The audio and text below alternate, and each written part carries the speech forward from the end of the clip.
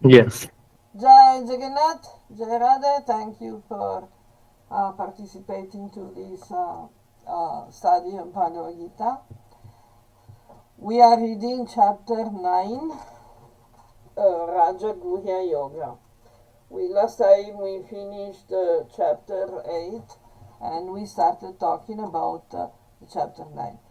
Raja means the king, Guhya means secret, so is the yoga of the supreme secret, the king of the secrets. Okay. Verse 1. The Lord said, I will explain to you this supreme secret, because you are not envious. By knowing reality through this theoretical and practical knowledge, you will be free from all inauspiciousness, asubhat, from all inauspiciousness. Okay, so I think that it is important to note 2 points in this verse. One is that what is the meaning of envious? Envious means hostile.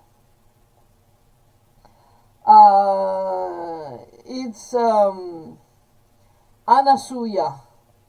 Anasuya means someone without hostility, someone without envy. But envy in the general idea of maliciousness, of trying to do something to damage others.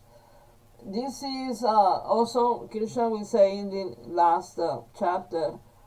Uh, Krishna will say that one should not give the supreme secret to people who are envious, who are not devotees, who are not favorable, who don't want to listen. So we have to be careful how we present knowledge to people, because uh, some hostile people can misuse it, can distort it and misuse it and try to present in a different manner, bad manner. Another important thing is that yoga is both theoretical and practical knowledge. So it's not sufficient that we know the theory. We also need to put it in practice. Lots of people like to be armchair philosophers, but then if they don't apply the knowledge to their practical life in practice, their knowledge is not very useful. This is especially we can observe that when we talk about realizing that we are not the body, we are Brahman, Aham Brahmasmi. Many people who teach Aham Brahmasmi, then they demonstrate in practice that they don't believe it. They don't even understand it. So this is that's not the way to do things. We need to both follow the theory and the practice. Verse 2. This is the king among all sciences, the king among all secrets, the highest purifier, sanctifier. It is known through direct experience. It is dharmic, it is easy and joyful to practice, it is imperishable or eternal. This is also a very famous verse. Raja Vidya Raja Guhyam Pavitram Idam Uttamam Pratyaksha Vagamam Dharmyam Susukam Kartum Avyayam. Dharmyam means it is dharmic. Um, Pavitram. Pavitra means pure, sacred. Pratyaksha means it is understood directly. It is self-evident. It can be perceived directly in practice. So it doesn't require a lot of, blind faith. Okay. Susukam Kartumavyayam. Also, I think last time I was commenting that it is important to understand that any sadhana, any effort, in order to be carried on constantly, consistently, needs to be easy and joyful enough. Otherwise, after some time, we become tired, we become depressed, and we probably just give everything up, which is not the going to take us to the actual, ultimate success. Okay, we read this one before. Now, 3. Oparantapa, Arjuna, those persons who have no faith in this dharma wander back to the path of samsara and death without attaining me. I think we read this also last time, but I think it's... Yeah, tell. You're saying something? No. I Okay. just said yeah. We read this. I think first Yeah. 3-4 words. Okay, then we go. Number 4. All this universe is pervaded by me in my non-manifested form. All beings exist in me, but I am not in them. I remember also we were reading this and explaining how the Brahman is the sum total of all existence. So everything exists in existence. But we cannot find the sum total of existence in every single object, because the single objects are simply fragments, parts. They're not the entirety. Okay, so let's continue. Then, verse 5. At the same time, the beings are not in me. See my divine yoga. I maintain all existences. Means this is a very interesting verse because it has many layers of meaning. So, for example, Matstam Bhuta Brit. Brit comes from Bhara, but the same root of supporting. Bhuta means being. But there are many meanings in these two words, because the Bharta is one who supports. In this case, is also the maintenance, the creation, and containing. So the Brahman maintains, supports, creates, and contains all beings, not only all individual souls, but also all existences, all objects, all material elements, all the universes, all the entire existence is supported, contained, created, maintained, and contained by Brahman. But Brahman is not contained in the various beings individually, because although I am myself the source creator of all beings, this means that Brahman is more than the sum total of all beings, because it is their source. Now, this is a bit difficult to understand, but we can, for example, make a comparison with a river. The source of the river, the entire hydrosphere of the planet Earth, can be compared to the Brahman. The river itself and all the parts of the river, all the small, rivulets and canals and everything. They're all the various beings. Now, without the source, nothing can exist. All the various aspects of the water bodies are produced by the source. And the source can continue to produce all the various manifestations without being exhausted.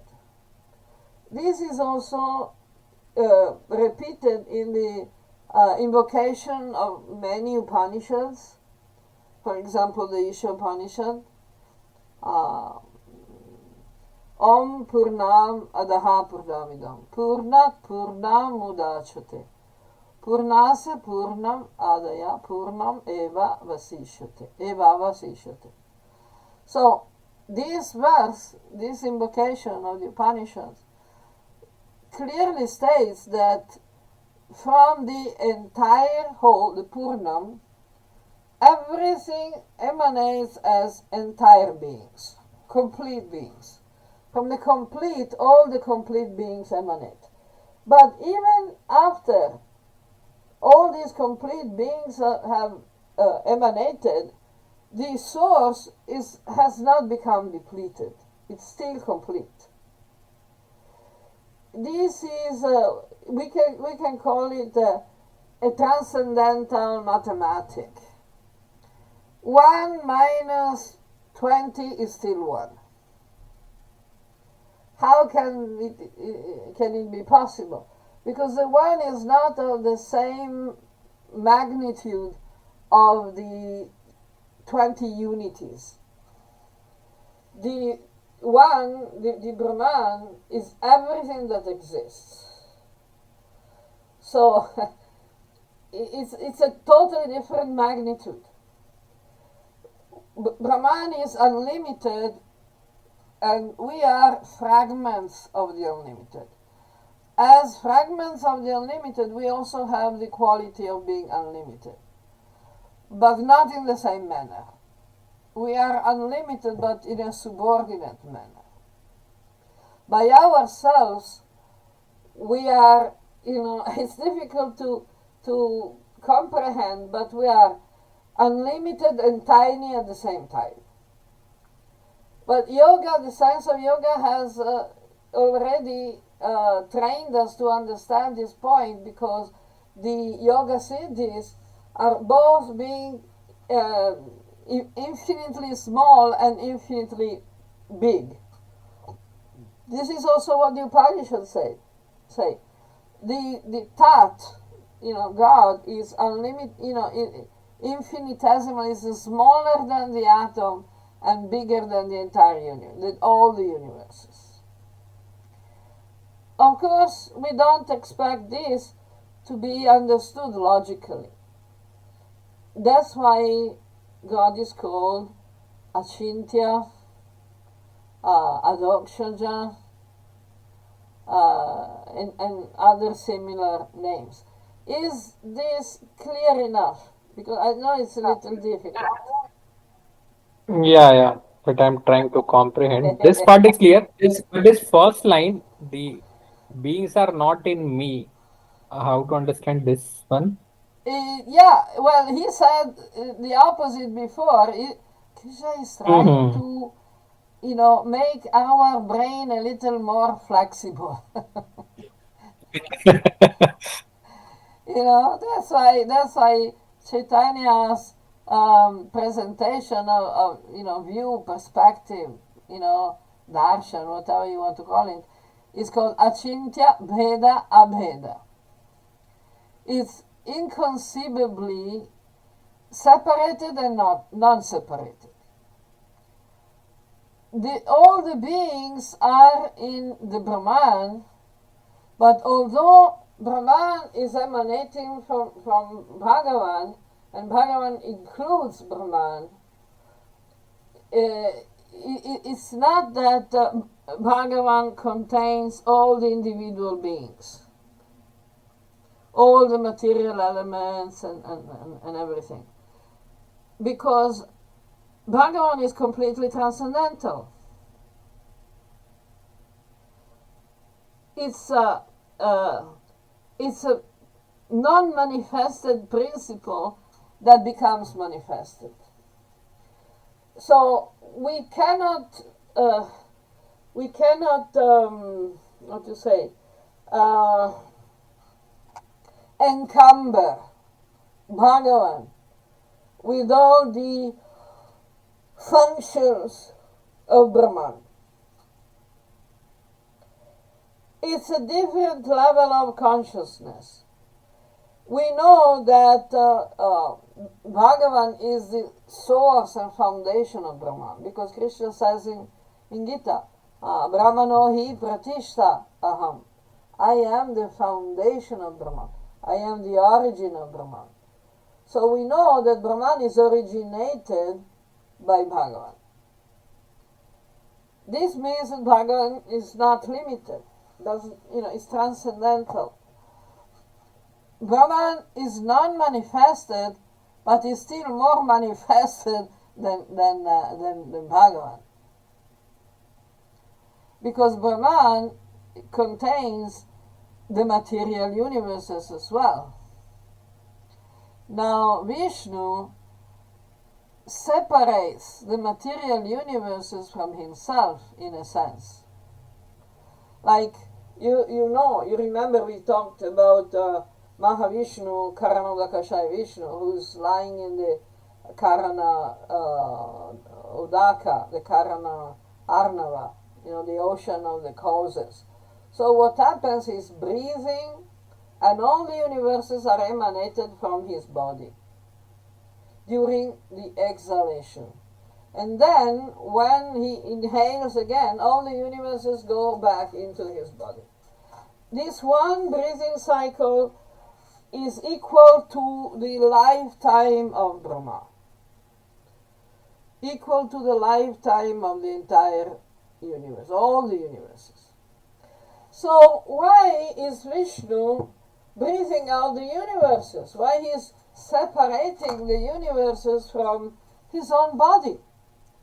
He could keep them inside, because there's completely, there's no limit of time, space, or whatever. So Vishnu could keep all these universes inside his own body. But he wants them to become distinct, so that they can manifest according to their own choices. This is the mystery of the free will. In a sense, God is controlling everything, but at the same time, He is giving the jivas complete freedom to choose whatever they want to do. So these two things appear to be contradictory. Just like in these two verses, Krishna is saying that all beings are in Him, but not, the beings are not in Him. It appears to be a contradiction. But we know that apparent contradictions in the Shastra are, again, as we said, a way to make our intelligence more flexible, to tear down the walls of mental limits, restrictions, so we can become more broad-minded and see the things in the big picture. So in the big picture, everything is reconciled. If we find contradictions in the original, genuine Shastra, in the Shruti, there is a problem in us, because the Shruti, we know that they're perfect. They're aparusheya. They're not limited by the mistakes of human beings. And they're Shabda Brahman. They're directly the sound manifestation of Brahman. So if we see some contradiction, before deciding that the text of the scripture has been tampered with, we should try to put the information in the context of the great picture. And the Upanishad do that many times. Like for example, when they speak about the neti process, that's God is. This Upanishad is also saying that. God is extremely far and extremely near. He has no hands, but he can accept everything. He has no feet, but he can be everywhere, instantly. What does that mean? It means that we have to overcome uh, category, our categories of thinking. So, in these two verses, it is, I think, from what I can realize, from what I can understand, Krishna is talking about the different manifestations, spiritual manifestations, such as Brahman, Paramatma, and Bhagavan. It's different and non-different at the same time. Achintya Bheda Abheda. In the same way, the universe is God and it is not God. All the beings are God, and yet God is more than the sum total of all the beings. You understand? So Mm-hmm. when Krishna said the beings are not in me, it means that we don't have to treat each and every being or existence as if it was directly God. You know, uh, most beings are God in an indirect way. In what we can say secondary manner. Just like there is a first original creation and a secondary creation. Right? The first original creation is the Mahatattva, the entirety of the material world with all its universes and all the material elements and everything. But they're not manifested. Then, in each Brahmanda, the Prajapati Brahma is born. And then Prajapati Brahma, each Prajapati Brahma starts the secondary creation. But it's not starting the creation from nothing. It's starting the creation with all the elements he already has. It's like, he's creating a sand castle by using the sand. And using all the tools and the, little bucket and little spade and all the things that the children use to make sand castles. So, and Krishna is explaining, I am myself the source of all beings. The source does not need to contain all the rivers. Because it is the source, it is a creation. It is the process of creation. It is the existence itself. But we don't need to put each and every object inside the source. I don't know if it is clear. Yes. To be digested. Okay. Okay. And we have verse 6. Understand that just like air is always present in space, although it blows everywhere as the great winds, similarly, all the beings are situated in me. So Krishna is explaining here that all beings are like the winds. And the Brahman, Bhagavan, Paramatma, Bhagavan is a space, is a Akash. So the nature is not completely different, but it is not exactly the same. the wind, the air, nothing can exist without the Akash. But the Akash is considered void because it's clear, it is transcendental. Transcendental means it's not involved directly. It's not carrying all the beings around, like super mommy. The beings are existing on their own, yet they are within the sum total of existence. Okay. Okay. The Akash is also a very difficult concept because people usually they don't understand what is the meaning of Akash. Akash is not the empty space. It's the material element on which all the other elements are contained. But okay, yeah. Okay, we go on. Next one. You stop me anytime. Okay, verse 7. O son of Kunti, Arjuna, all beings enter my Prakriti at the end of the Kalpa, and again at the beginning of the next Kalpa I manifest them. You remember I just mentioned before, why Mahavishnu doesn't keep all the universes and all the beings inside his body.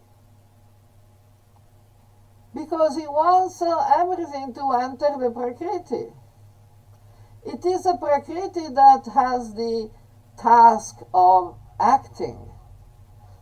The Krishna is also saying, Ahankara Vimudhatva. Everything is performed by the Prakriti. All the actions are performed by the Prakriti. The Purusha, the Brahman, the Atman, even the Jivatman, is simply perceiving. It is the Purusha is just rasa, means feeling, sentiment, relationship, desire. Rasa means taste. Taste is the sense of perception and enjoyment. That's why the Purusha is considered the enjoyer, the bhakta. But we are all Purusha and Prakriti at the same time and as dependent Purusha and Prakriti. That's why we're called Tatastha Shakti, marginal Shakti, border Shakti.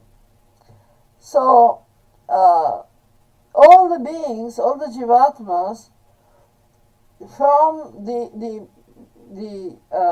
Brahman, Brahmajyoti, that is the radiance of the body of Vishnu, they emanate from the body of Vishnu and they enter the Prakriti and they enter all the various universes according to their degree of evolution and desires and karmic luggage and everything at the beginning of each cycle of creation. And at the end of each cycle of creation, when Brahma closes up the universe and dies, all the beings that are still around, that they have not attained moksha, they enter again into Mahavishnu's body. This means that sometimes to attain moksha it takes more than one lifetime of Brahma, which is a good number of years. Which is what? How many billions? I don't know. I don't remember. A lot of time. Okay. So it's all about the manifestation. Manifest and non-manifest. If we understand the difference between manifest and non-manifest, we will be able to understand everything else much better. Okay, and 8. Entering my own Prakriti, I repeatedly manifest or create the entire sum total of all beings that is automatically under the power of Prakriti. Bishrijami means I manifest, I create. The entire sum total of all beings is the Brahmajyoti. So the Brahmajyoti is the manifestation of Brahman. Are you following? Yes. Okay. So the manifestation of Brahman is the origin of all Jivatmas. Now, as long as the Jivatmas are in the Brahman, they are not manifested. Then Vishnu himself decides to manifest everything by becoming many. One became many. Eko bahu syat. So in this way, the Brahman creates, manifests innumerable Atmas that become manifested. Before they were not manifested, and now they're manifested because they automatically enter under the power of Prakriti. That could be the spiritual energy or the material energy. That is the para means spiritual, and apara, which means material. All along our existence, from the very beginning, we have the choice if we want to be under the power of apara or para Prakriti. But it's always Prakriti. We are never totally independent. Okay, let's go on. And 9. Nachamam. Okay. O Dhananjaya, I am not bound by such actions, as I am situated neutrally, without any attraction for such activities. So that's not something that Bhagavan becomes personally involved into. Okay. 10. O son of Kunti, Arjuna, under my order, this Prakriti manifests all things, both moving and non-moving. By this cause, the universe functions, revolves, or is created cyclically. Maya Dhyakshena Prakriti Suyate Sacharacharam Hetunanena Kunteya Jagad Vipari Bhartate.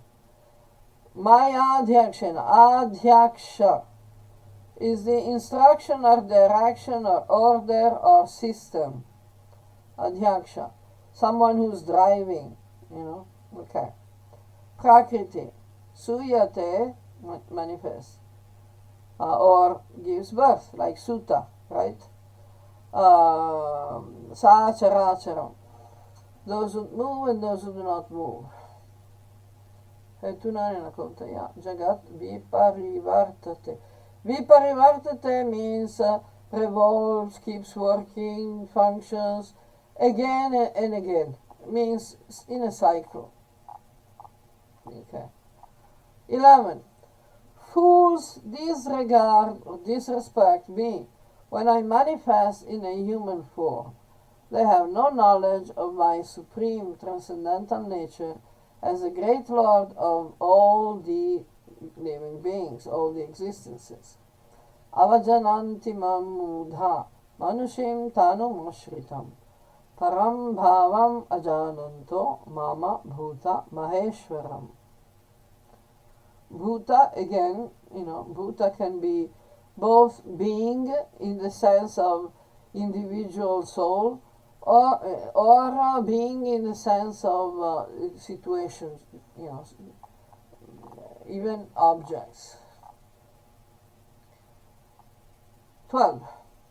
Entertaining delusional hopes and desires, engaging in delusional activities, and delusionally convinced of their knowledge, such people are confused by incorrect awareness.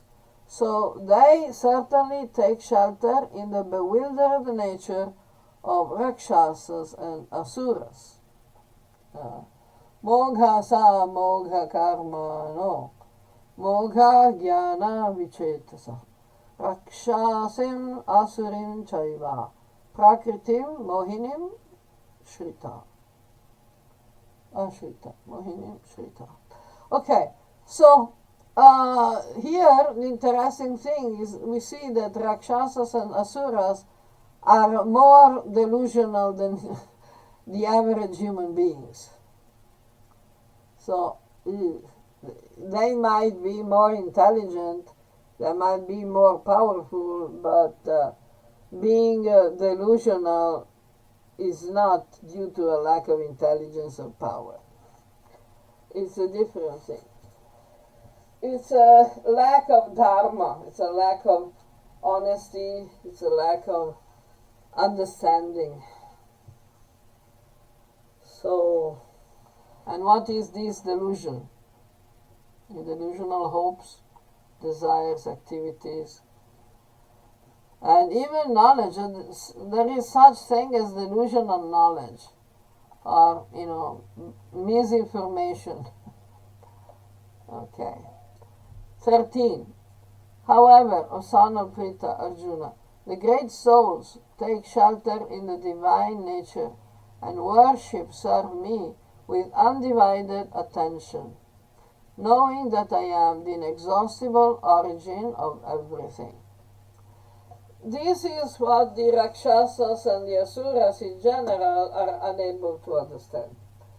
A synonym for Rakshasa is Daitya. Daitya in the sense of the meaning of the children of Diti. Diti is the sister of Aditi. They're both wives of Kashyapa Rishi. But Diti is a symbol. We shouldn't think that the Rishis and the Prajapatis were ordinary human beings. They are archetypal figures. That can be actual, physical beings that incarnate that manifest this archetypal nature. But still it remains much higher in the level of consciousness and power and manifestation compared to the human beings. So Diti is the mother of the Daityas. The word Diti means division. It's the same verbal root of Dvaita. Diti means to cut apart, to separate. And this is the problem. The Asuras don't see all beings as connected to God. They see God is not connected to all the beings, naturally, automatically. So they divide the world into the two fronts, we and them. Us and them. We and they. Us and them. So there are two fronts. So they see enemies everywhere. So they feel fear all the time. There is a famous saying that fear is born from the sense of separation, of duality. If you have this realization, you feel, you perceive directly that everything is one. We are all connected. How can there be actual fear? That can be just an emotion that is coming from the mind and the body. and it's due to illusion. But it remains there. It doesn't really affect the Atman, the consciousness. So the Rakshasas and the Asuras are not happy people, and not powerful people, and of course, most certainly they're not God. Okay. Or gods, plural. Okay. So to be better than Asuras, we just need to understand that God is the inexhaustible origin of everything. It's the sum total of existence. And 14. Always speaking about me, these people, these good people, engage in firm vows with great determination. They offer me their obeisances and worship me with devotion, eternally connected with me in yoga. Satatam kirtayantumam yatantas chadridha vrtaha. Namasyantas chamam bhaktya nitya yukta upasate. So, when someone can understand, can realize that everything is connected to God, that we can, that person can actually engage in the, kirtan, in the speaking, chanting, singing about God, about the sum total of existence. And they can remain always connected because they see that God is everywhere. So, how can they become disconnected? This is the meaning of yoga, the purpose and meaning of yoga. Is everything clear up till now? You want to stop here to digest? Am I audible? Yeah, I can hear you. Yeah, it's clear until now. Clear. No, we can continue. We can continue. Good, good, good. Yes.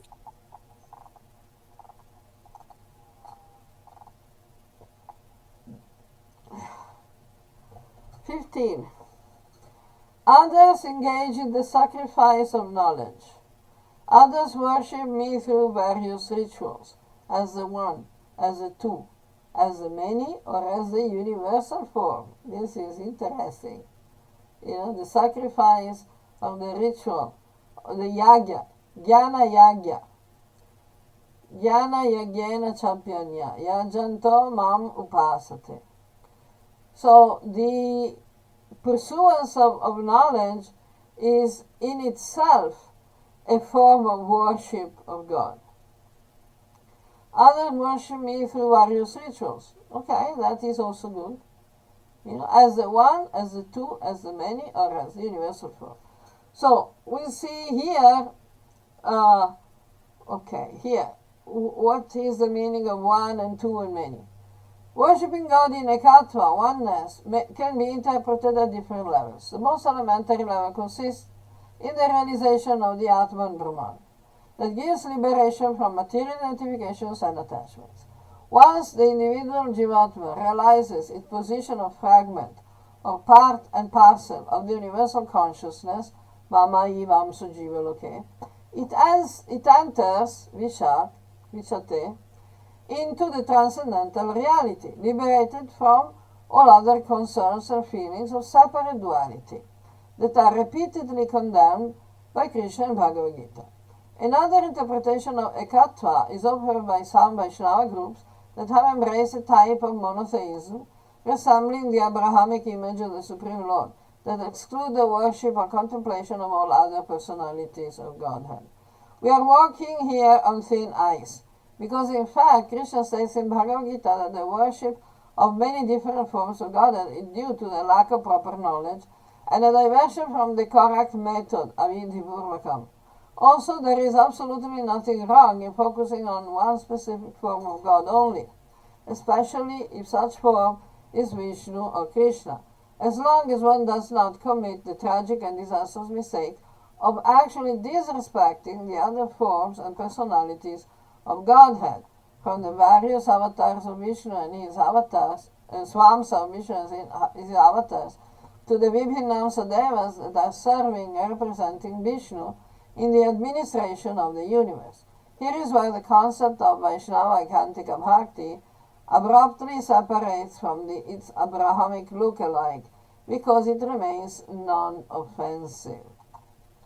Okay, so we go to the Padma Purana, Kantika Harir Bhaktir, Prataktva, Bahuda. Okay, Prataktva means by distinction, Pritaktva. Pritak means separate. As the one, as the two, and this Pritaktva is, okay, where is it? I lost it. Yeah, here. May apply to the Leelas of the divine couple, manifested in so many forms through the development of the rasas in devotional relationships, or by the swams of forms, including those of the avatars. The meditation called Bahudha, in multiplicity, can be directly connected to its qualifying attribute Vishvatomukam, as the universal form, and applies specifically to the visualization offered by Bhagavad Gita for our meditation. And then again, Krishna will offer more of the same meditations in all these other verses. So, we have the Ekatva as one, as two, the differentiated two manifestations, and more manifestations, and Vishvatomukha. So the Ekatva, Pritaktva, Bahuda, and Vishvatomukha mentioned in this verse can be explained variously according to the level of evolution of the devotee. Okay. So we go on and on and on. We can read the commentary, no problem. Okay. So, verse 16. I am the Katu, I am the Yagya, I am the Swadha, I am the Oshadha, I am the mantra, I am the clarified butter, I am the fire, and I am the act of offering.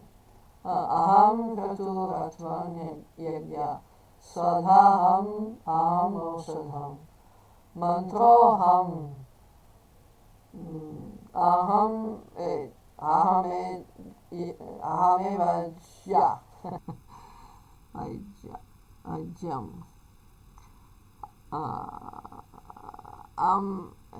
Okay. Aham Agni, Aham Bhuta. Hutam.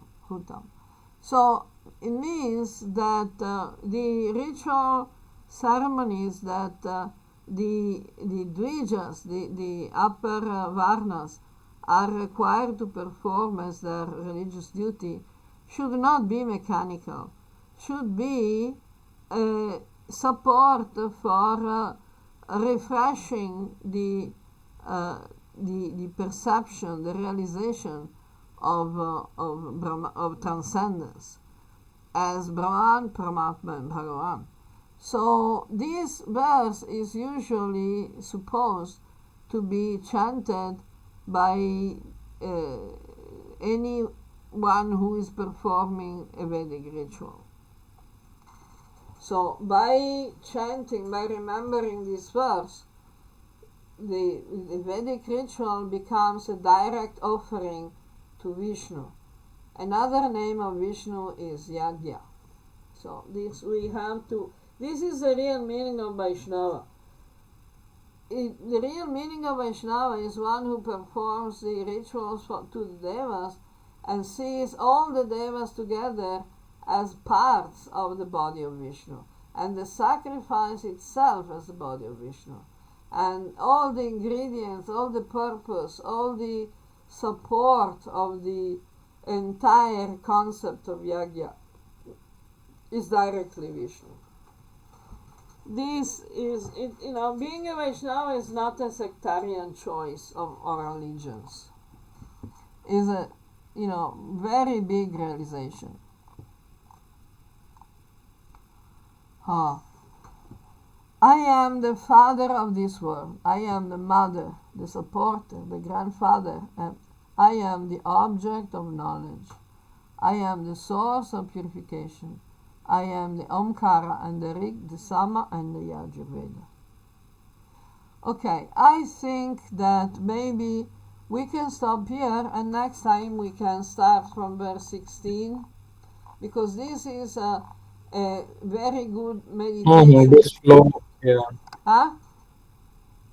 Yeah, this flow of verses is starting 16, Yeah, explaining like different aspects. exactly. So It's a better we whole. cover in one. Exactly. So Krishna is starting to give us some very good, meditation pattern to keep our consciousness, in the right place. So we start from 16. Okay. Any question? Any comment? So in this section, like when Krishna is explaining that he is like Yagya, and in further he'll go. So in a way, that main verse where like Krishna says this Vasudeva Sarvamitim. Yes. So in a sense, everything is Vasudev, like everything is Krishna, like what he's saying, I Yeah. am this, I am that. So when we talk about material creation, material objects, is that also Krishna? Like how to understand if everything is Yeah. him, then Yeah. In fact, and at the same time, like we discussed, he is transcendence only. So that is why he said that I am not in them. So like exactly, contradicting things, but exactly, exactly. It's all, it all depends on our consciousness. You know, we know your that. voice is breaking. I don't know. Ah, Jai Jagannath. Yeah, I didn't hear you for last 10 okay. seconds. Can you come again? I'm saying it's a matter of consciousness. This is explained by the comparison. The Shastras explain that the entire material world with all the material universes is like a cloud. The Mahat Tattva, the entire Mahat Tattva, which is the entirety of the material energy, material existence, is like a cloud in the spiritual sky, in the space of, of the Akash of Vishnu. So a cloud is not a real thing. It's not actually real, permanent. A cloud is constantly moving, constantly changing shape, sometimes appearing, sometimes disappearing, manifested and non-manifested.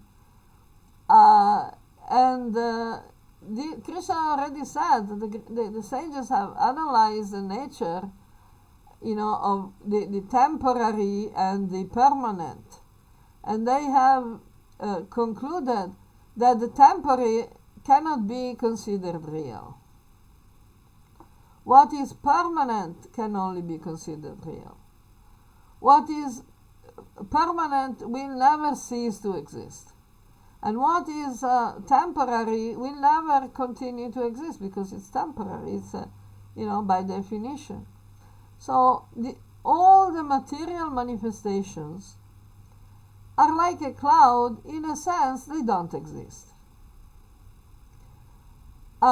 This is why Adi Shankar will say Brahma Satya Jagan Mithya. Mithya, it doesn't mean that doesn't exist at all. It means it doesn't exist permanently. It's a lie, it's an illusion, it's Maya, Mahamaya, because it looks solid and it's not.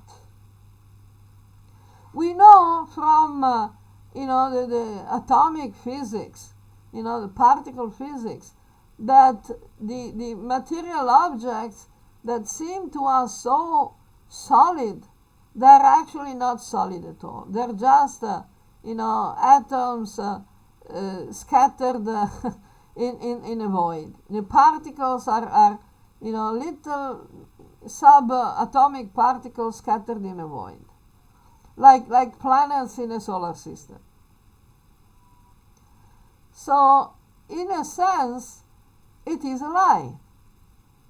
It is false. It is illusion. It is, illusory.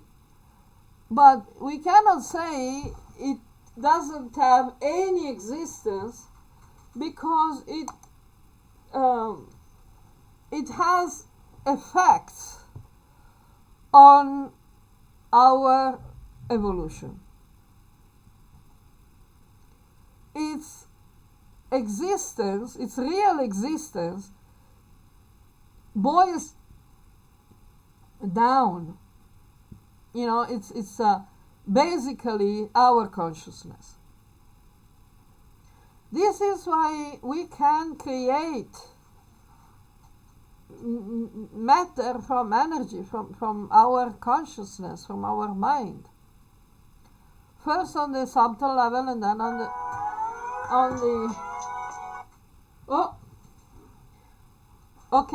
on the gross level. So this is okay. I think there is some technical problem. And I'm unable to join. Like there was a light blip and then. Okay, no problem. I think we can stop here. We'll start next time.